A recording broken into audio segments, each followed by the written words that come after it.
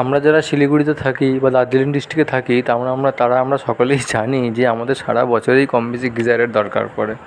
তাই গিজার নিয়ে একটা ছোট্ট করে একটা ভিডিও নিয়ে আসলাম। এতে আপনারা দেখতে পারবেন, জানতে পারবেন যে হ্যাভেলস গিজারটা কেমন। আর এটা কিন্তু আমি কিনে কোনো রকম রিভিউ দিচ্ছি না। কেনার পর আমি 1 বছরের বেশি সময় ইউজ করে তারপর এটা আপনাদের জানাচ্ছি কেমন। সঙ্গে থাকুন।